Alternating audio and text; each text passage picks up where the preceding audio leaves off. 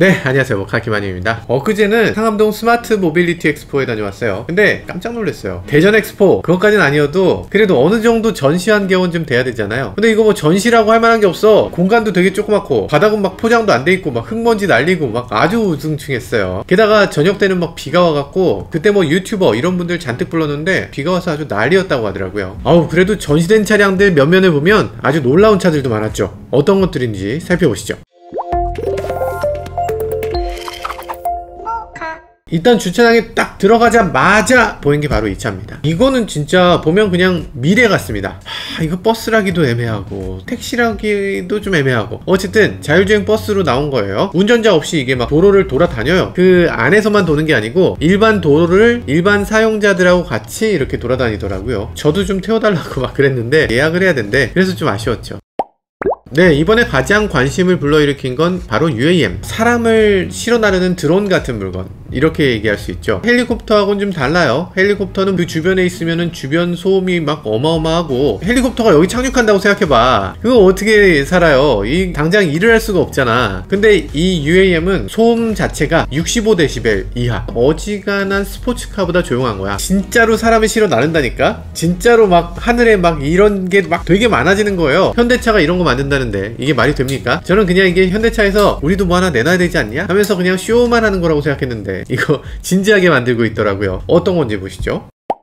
현대자동차 그룹입니다. 휴먼 센터드 시티는 도대체 어떻게 생겨 먹었을까 보면요, 버스같이 생긴 이 캡슐 같은 걸 타서 이렇게 이동합니다. 전기 밥통 같은 게 움직이고 있어요. 이 밥통 안에 사람들이 타고 있다는 거죠. 이 캡슐 중에 클리닉이라고 써있는 것도 있네요. 피부관리 같은 거 받으면서 어떤 목적지로 가는 건가? 이건 카고라서 이 안에 뭐 택배라든지 이런 것들을 실어 나를 수 있는 이런 아이디어인 것 같습니다. 운전자는 당연히 없죠. 가는 동안에 승객들은 차 안에서 자도 되겠지. 차 안에서 자고 있으면 알아서 쏙 로비 같기도 하고 호텔 같기도 한 저 안에 들어가서 드론을 타고서 이동한다는 거죠. UAM이라고 하는 그런 건데, UAM이 정말로 만들어질 것이냐, 그럼 어떤 걸로 만들어질 것이냐, 뭐가 될지는 좀 더 봐야 될 것 같습니다.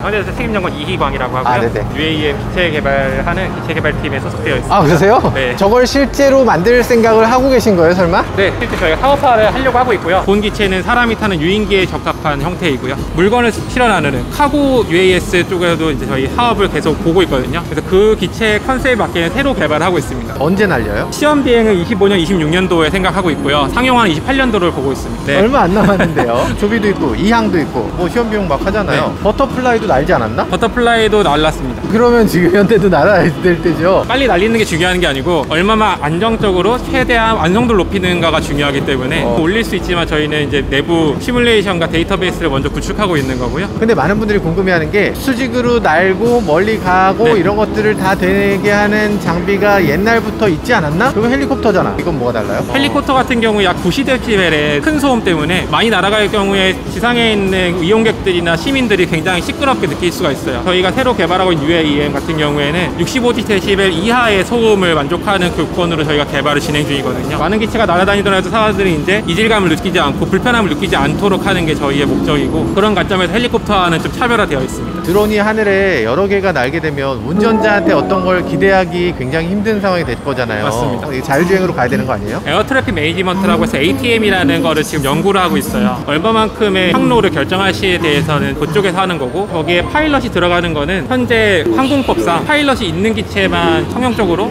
운행이 가능합니다. 아, 그래요? 네. 저 날개가 지금 4개는 위로 향했다가 앞으로 꺾여지고. 맞습니다. 동축 반전이 지금 또 4개가 있네요. 우선적으로 저희 기체 컨셉에서 동축 반전은 아니고요. 같은 방향이라고요? 동축 반전을 하게 되면 장점들이 있는데요. 저희는 그거보다 이제 한쪽 방향으로 돌리면서 손실을 최소화하기 위해서 서로의 프로펠러를 교차시켜 놓는 게 더 이점이 있다고 연구를 일단 소음면에서 훨씬 더 좋을 수도 있겠네요. 네, 맞습니다. 그리고 이제 프로펠러에 의한 항력을 최소한 줄이려고 크루즈 방향에서는 비행기의 진행 방향과 수평 방향으로 프로펠러를 일치시키게 됐죠. 저 4개로는 충분하게 이륙할 수 있는 정도가 안 나올 수도 있겠구나. 4개로만으로도 충분히 만들 수 있는 컨셉이 있죠. 하나 하나 시스템에서 4개로 하고 있잖아요. 네네. 저희 같은 경우에는 4개로 하는 것보다 8개로 수직이 창을 하는 게 더 기체의 안정성을 확보하는 방향으로 보고 있는 거거든요. 그래서 저 중에 하나의 프로펠러가 망가지더라도 나머지 7개나 6개의 프로펠러로 안전하게 착륙하는 컨셉을 가지고 있습니다. 말씀을 듣고 보니까 정말 많은 걸 고려하셨네요. 끝으로 꼬리 날개는 왜 저렇게 V자로 되어 있는 거예요? 기존의 민항기에서 T테일을 많이 가는데요. 네. 그게 가장 효율적이라고 얘기도 많이 하는데 네. 양쪽 끝에다가 저희는 프로펠러를 다른 컨셉으로 가져왔기 때문에 V테일이 더 적합한 형태로 지금 최종적으로 선정된 거거든요. 그래서 프로펠러 위치를 어디에 놓느냐에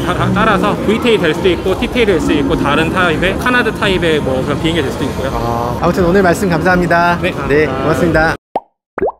그러니까 근원적인 질문이 있을 수 있잖아요. 도대체 하늘을 왜 날려고 하냐? 어차피 땅에서 가던 차 지금 꽉 막혀 있는데 이게 하늘로 고스란히 옮겨가도 거기서도 막힐 거잖아. 그리고 드론과 드론 사이 거리가 자동차처럼 딱 붙을 수 있는 것도 아닐 거 아니에요. 그러면은 하늘 막히면 끝나겠네 이렇게 생각할 수 있지만 중요한 건 하늘은 3차원이잖아요 위아래로 레이어를 엄청 많이 까는 거죠. 그래서 드론이 여기 한 층 쓰고 얘가 한 층 쓰고 얘가 한 층 쓰고 이런 식으로 계속 쌓을 수 있는 거예요. 하늘을 여러 레이어로 이렇게 구분하면 이 위아래로 드론들이 알아서 주행하고 서로 충돌하지 않게 이렇게 엇갈려 가고 이런 것들을 가능하게 한다는 거죠. 뭔가 될 것 같죠?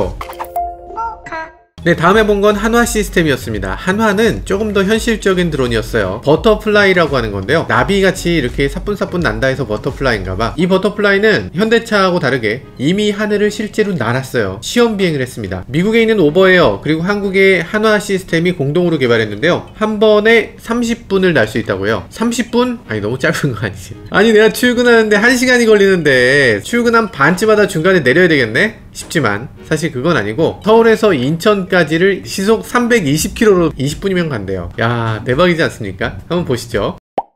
이거는 사실 한화와 오버에어라고 하는 미국에 있는 유인 드론 메이커 UAM 메이커가 같이 만드는 비행체예요. 실제로 이게 가능하다 이런 걸 보여주는 UAM이기 때문에 기대가 큰 그런 대목입니다. 이 정도 돼야 조금 날 수 있을 것 같이 보여져요. 이항 같은 경우는 사실 실제로 저걸 날리기는 조금 어렵겠다 그런 느낌이 드는데 이거라면 사실 어렵지 않을 것 같은 생각 이런 게 들고요. 그리고 또 이렇게 수직으로 이륙해서 날개를 앞으로 꺾어주는 그런 형태로 장거리를 주행해도 에너지 소비가 적어지고 주행 속도도 어느 정도 이상 속도를 보장하는 그런 시스템으로 되어 있습니다.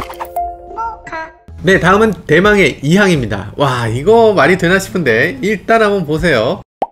세상에, 이것은 바로 그것입니다. 이항이 여기 있어. 정 PD님이 그 이항 주식을 사셔서 아주 죽으려고 하시는 그 이항이에요. 프로펠러는 아시겠지만 동축 반전 프로펠러이기 때문에 이게 소리가 아마 어마어마한 소리가 날 걸로 예상됩니다. 충전은 그럼 어떻게 시키냐? 이 뒤에 충전구가 있어요. 600V DC 250A라고 써 있어요. 이걸 언제 충전시키죠? 아 진짜 한강을 나른다는 그 이항, 날개가 여기 달려있으면 어떡하지? 라는 생각이 살짝 들어요. 왜냐면 이거 들어가고 있는데 갑자기 이거 프로펠러 돌면 나 죽는 거야? 이거 괜찮나? 이항 216 카본으로 만들어진 카본 바디예요. 카본 바디가 그렇게 놀라운 게 아닌 게 하나하나 만들 땐 카본이 더 만들기 쉽기 때문에 카본 바디로 되어 있는 거고요. 이항에 드디어 앉아보는군요. 세상에 이런 날이 오는구나. 이항의 실내를 보시면요 아마 많은 분들이 깜짝 놀라실 겁니다. 여기 달려있는 게 갤럭시 탭 같은 게 달려있어. 이항을 위한 별도의 디스플레이를 사서 끼운 게 아니고 그냥 패드를 붙였어요. 홈 버튼과 메뉴 버튼과 백 버튼이 그냥 있습니다. 뭐 조종관 같은 것도 없어요. 그냥 아무것도 없어. 요것도 그냥 나사로 쪼여서 이렇게 붙여놨어요. 조립 품질은 거의 놀이동산에 있는 그런 놀이기구 수준의 그런 조립 품질입니다. 이걸 타고 이항 사장님이 하늘을 날고 막 그러셨는데 진짜 용감하신 분이었네. 이걸 문이 고정이 확실히 된 것 같지도 않아. 뭔가 공중에서 이게 분해돼 버릴 것 같은 느낌이 살짝 들거든요. 야수의 심장을 가진 사람만 이항에 탈 수 있는 겁니다. 게다가 제가 놀라운 걸 발견했습니다. 이항의 키예요. 나 이대로 날아가 버릴 거야. 화성까지 갈 거라니까. 키 어디다 꽂는 거지? 키 꽂는 데가 따로 없네. 아, 나 참 아쉽네. 안전벨트는 뭐 이렇게 4점식 안전벨트 이런 거 없어요. 그냥 자동차용 안전벨트를 그냥 껴줍니다. 여기에 무슨 도움이 될지는 잘 모르겠는데 누구나 경험할 수 있는 그런 비행체다 이런 걸 보여주는 것 같아요. 아무튼 어마어마한 장비긴 하네요. 오늘 즐겁게 잘 봤습니다. 아 이거는 진짜 투자자님 모시고 봐야 되는데 저희 PD님이 지금 이항 주식을 사셔가지고 되게 걱정입니다. 이 차 보시고 괜찮다고 너무 좋다고. 그렇군요. 저라면 이 안에 타고 싶진 않은데 저희 주주님께서는 괜찮다고 하세요. 괜찮은가? 주가 볼까? 뭐 주가가 오르고 있어. 아 세상에 최근 1개월간 80% 올랐어요.